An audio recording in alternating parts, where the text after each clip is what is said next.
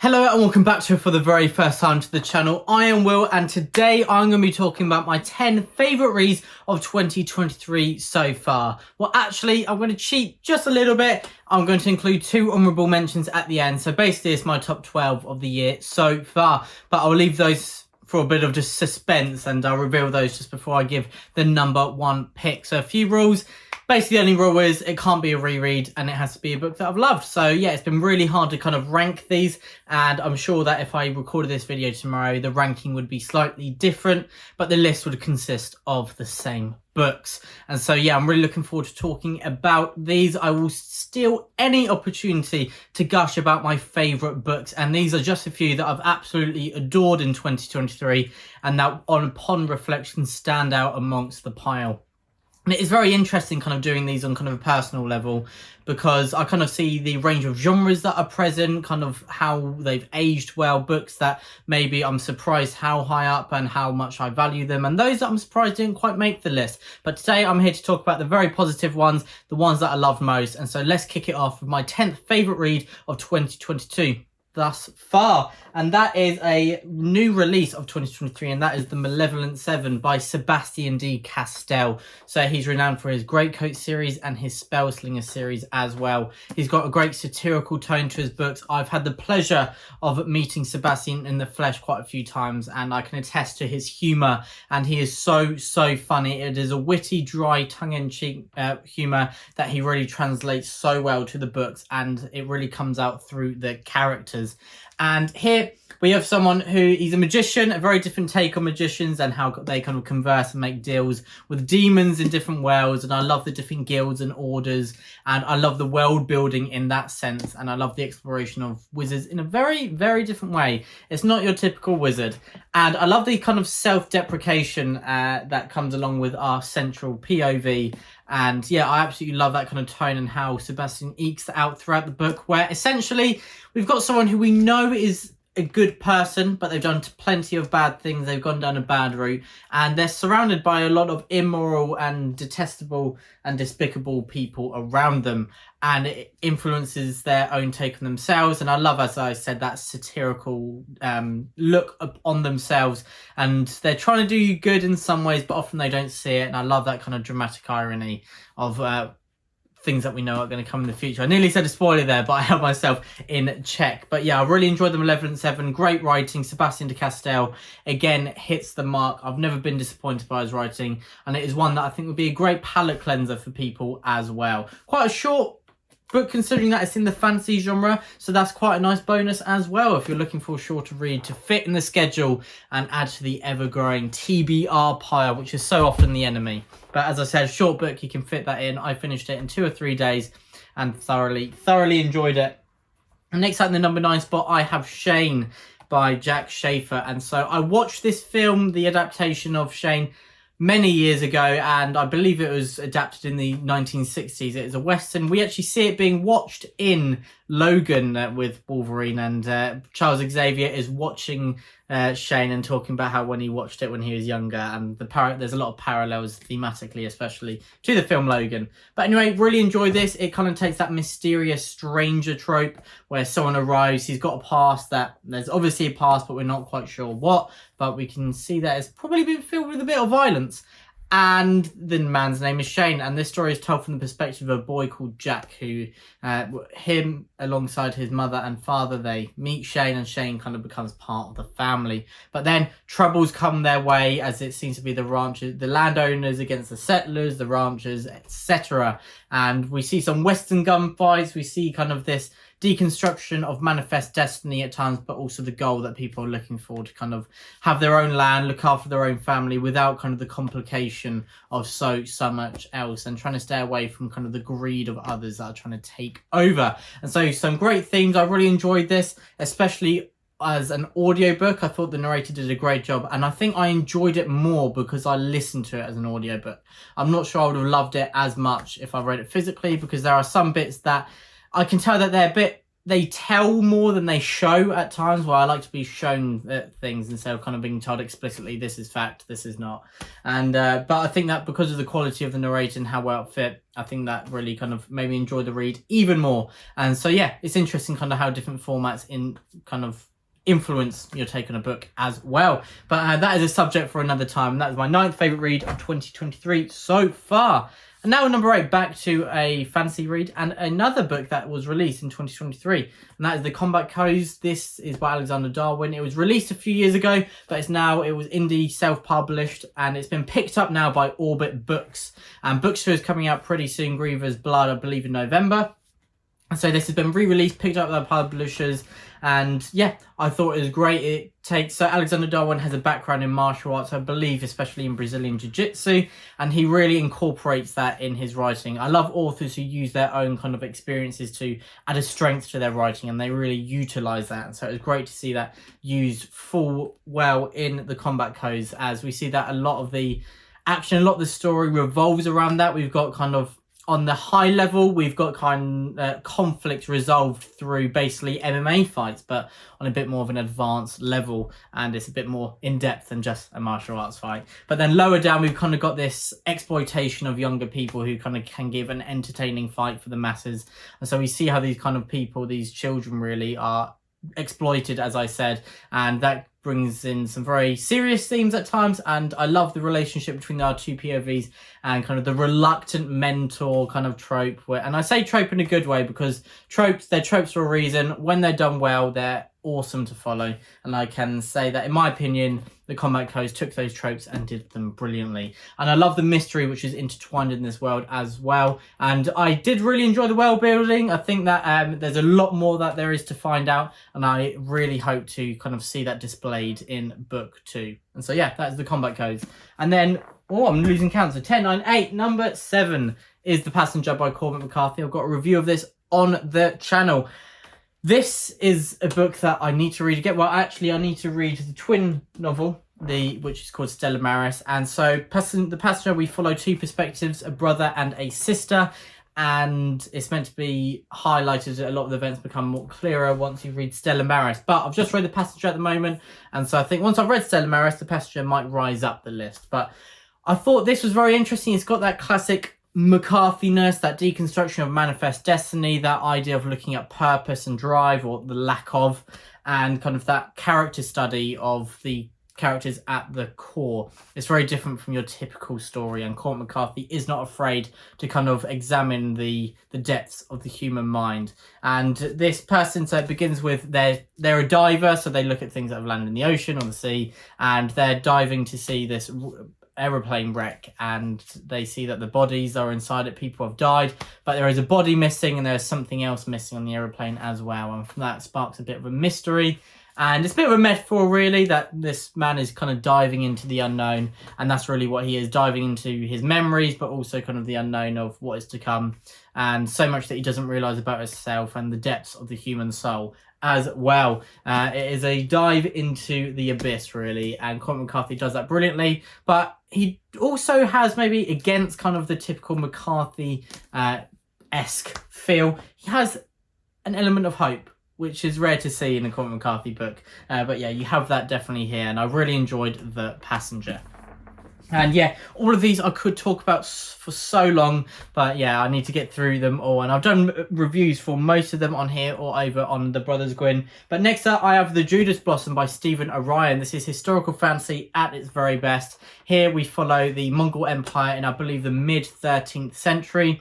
And so this is after Genghis Khan has died, and I forgot his son's name. It begins with O, but he has died as well. And so it's Genghis Khan's grandchildren, and they're kind of vying for power. The political machinations play a key role in this book.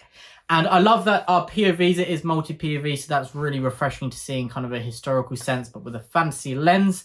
It was great to see that these characters come from all different backgrounds and contexts and social status. So we have characters like Hulagu, who is at the very top. He's in charge of one of the 4, they're called Khanates, so one of the 4 sections of the Mongol Empire and all of its forces. And then we've got characters who they kind of exploit or they have no power of their own, such as a woman who is forced to marry Hulagu or be one of his wives, and her people have kind of been wiped out by the Mongols. And so, yeah, she's obviously been through an incredibly traumatic time, and we see how she's kind of striving for some agency, which obviously with the hegemonic values of the time and patriarchal society is so hard to attain. And then we have a smattering of other characters as well. I love kind of the hidden resistance and that kind of storyline that goes through the Judas Blossom, and it felt like a very unique and engaging read that is driven by Stephen Orion's Gemmell-esque prose, which is stripped back, efficient, gives us an immersive nature to the world building, but not so much that it's overwhelming. It's more focused on the story and driving it forward and having us attached to the characters, or invested if not attached, because some of these, they're not good people. Well, most of them, they're not very good people, but you still feel invested in the story and the decisions they're making, which is a fine line to cross, especially when you don't like the characters. It can sometimes make you lose your interest in a story, but I think Stephen Orion did it brilliantly, and I cannot wait to carry on with the series. And so I believe that's 5 books. I'm entering the top 5 now, and in the number 5th spot I have Yellow Sky Revolt by Baptiste Pinson Wu. And this is book 1 of, I've forgotten what the series is called. I think it is something about, it might be the the Three Kingdom Chronicles. There it is, because this is looking at kind of the Three Kingdom Wars, which was in China, I believe, around 2 millennium ago, which much of what is known about it has been kind of propagated through the Romance of the Three Kingdoms, which is a very famous piece of Chinese literature, and then also games in the modern sense like Dynasty Warriors, which were a huge part of my childhood. I have Alan over in Library of Alexandria to thank for this, and so yeah, thank you for recommending this. I absolutely adored it. I thought that this was a brilliant chronicler's story, with this one focused very much on a coming of age story of our main character as he's looking back on kind of the beginning of the war. And yeah, I thought there was a great exploration of characters, really fantastic use of dramatic irony, where you don't have to know anything about the historical period, but the Easter eggs that are dropped, that if you do know a little bit, really have a great payoff as well. But again, as I said, you don't need to know anything about the historical period to dive straight in. And I love the kind of training school element as well, which kind of taking that trope of the training school was done brilliantly with kind of the rivals, the enemies, and I thought that is really brutal at times, far more than I thought it would be. But as I said, it was done very brilliantly, unique, great characters at the core. I'm a character-driven reader, so it's great to see kind of those characters really at the core of the story. And thematically, I thought there was a kind of a really great exploration of kind of purpose, of identity, of belonging, found family, and so much more. And yeah, I'm really looking forward to carrying on with the series very, very soon. And then also with book 3, which is coming out in August. And now entering the top 4. And so heading on in with The Way of Adan by Philip Chase.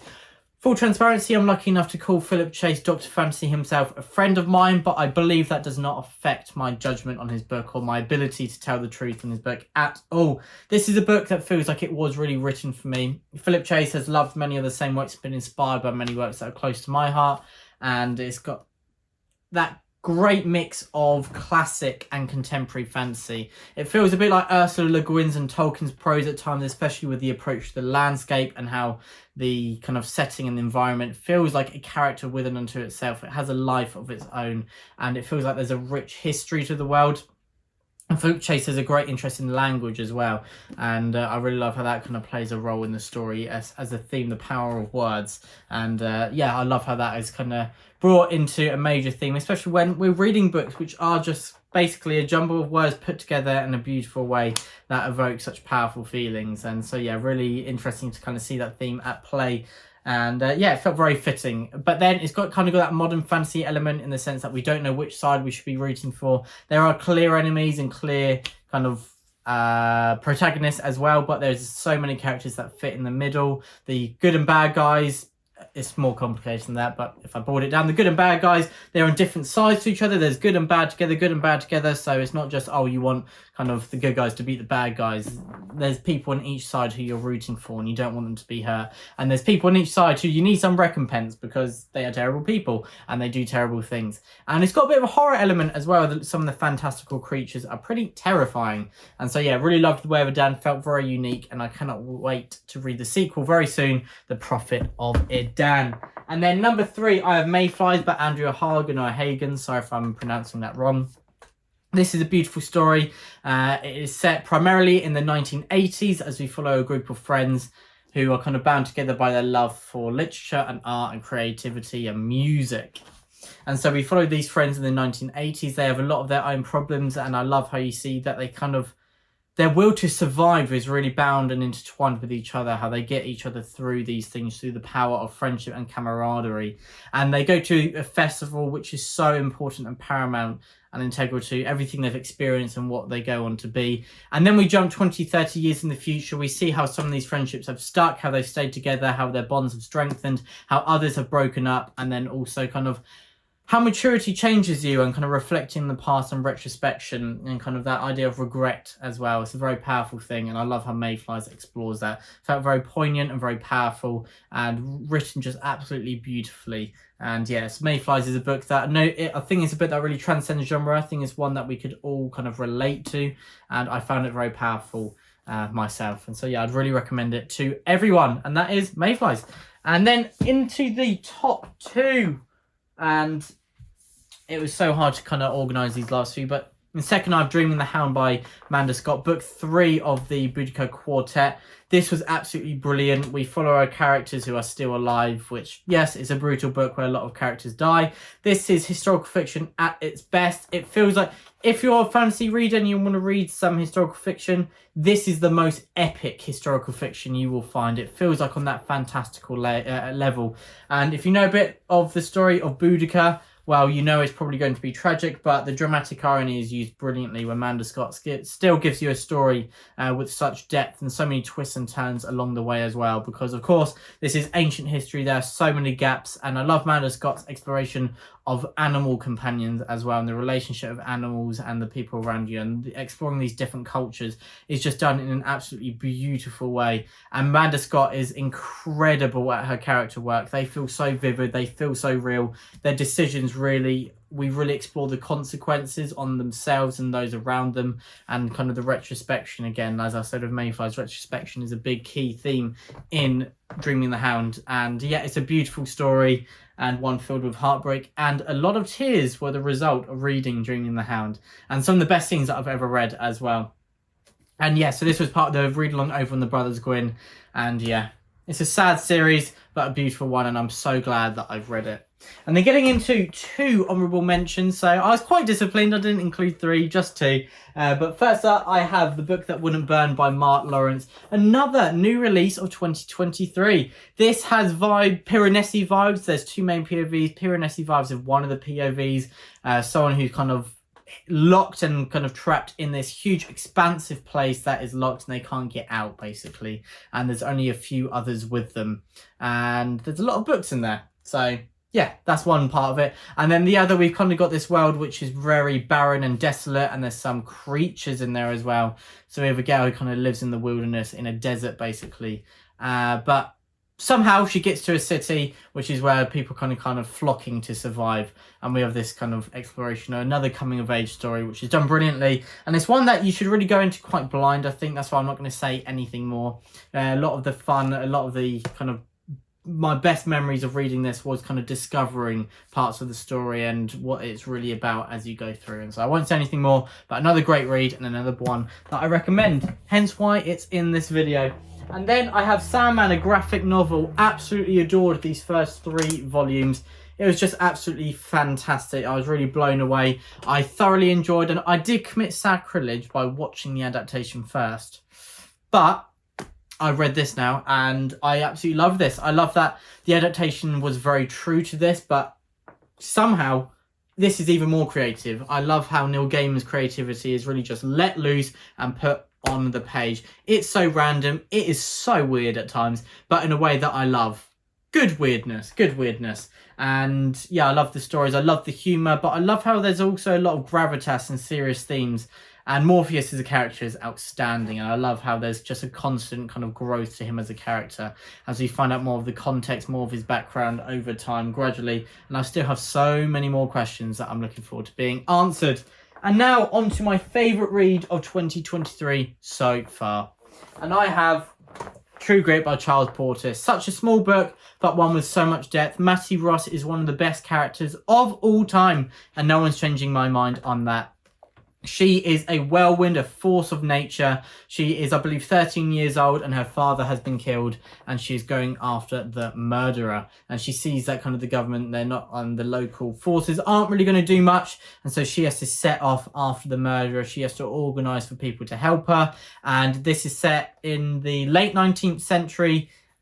I absolutely love it. I love the exploration of character. They are so quirky. The dialogue is, this is probably the single best book for dialogue, I think, especially for aspiring writers to learn from, because the characterization is so unique and it really comes through in the dialogue. Everyone has slightly different idiosyncrasies, and dialogue and ways that they speak really comes through in True Grit. And I love this exploration of a tale. It could just be a simple tale of vengeance, but it's so much more than that. I love our key characters, and I love the films as well. That's what I originally watched. And so, yeah, it was interesting that even though I knew kind of the whole story, I still absolutely adored the journey in True Grit. So it doesn't matter if you've watched the films, that won't lessen your enjoyment of True Grit, because so much of it is kind of the enjoyment of being carried through the dialogue and the exploration of kind of the deeper themes beneath a lot of the satirical humour and the dark humour as well, which at times you feel bad for laughing, but you still do.